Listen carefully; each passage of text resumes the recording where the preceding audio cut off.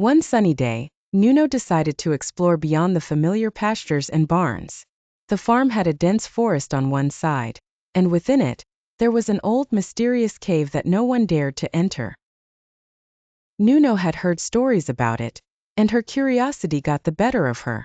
With a determined heart, Nuno trotted towards the cave. As she approached, the air grew cooler and the sunlight dimmed. The entrance to the cave was dark and covered in vines, giving it an eerie appearance. Nuno hesitated for a moment but then took a deep breath and stepped inside. The cave was dark, and Nuno's footsteps echoed off the damp walls. As her eyes adjusted to the dim light, she noticed the cave was larger than she had imagined. She ventured deeper, her hooves tapping lightly on the stone floor. Suddenly she heard a soft hissing sound. Startled, Nuno stopped and looked around, her large eyes scanning the shadows. To her astonishment, she saw something move. It was a massive snake, coiled and resting in the corner of the cave. The snake's scales glistened in the faint light, and its eyes were closed as if in deep slumber. Nuno had never seen such a creature before. It was both beautiful and terrifying.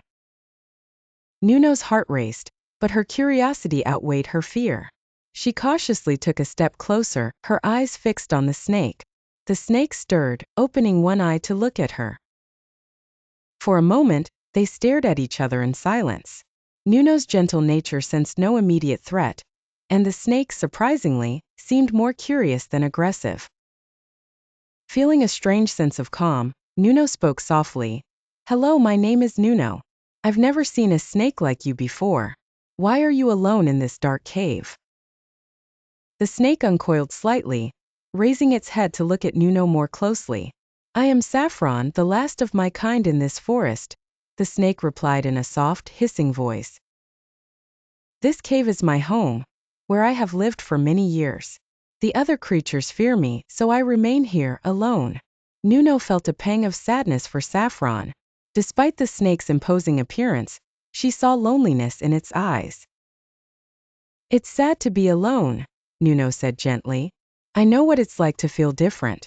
On the farm, sometimes I feel like I don't quite belong because I always wander off, unlike the other cows." Saffron tilted its head, intrigued by Nuno's words. "You are brave, Nuno, to explore beyond the farm and speak to me. Many would not have the courage." Nuno smiled, feeling a sense of pride. "Thank you, Saffron. But maybe being different isn't so bad. We can learn new things and make new friends. Perhaps you don't have to be alone. You could come out and see the farm.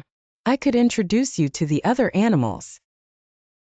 Saffron looked thoughtful, its body relaxing. "Perhaps I will, one day.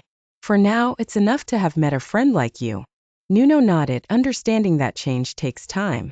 She knew she had made a special connection with Saffron, and that they could be friends despite their differences.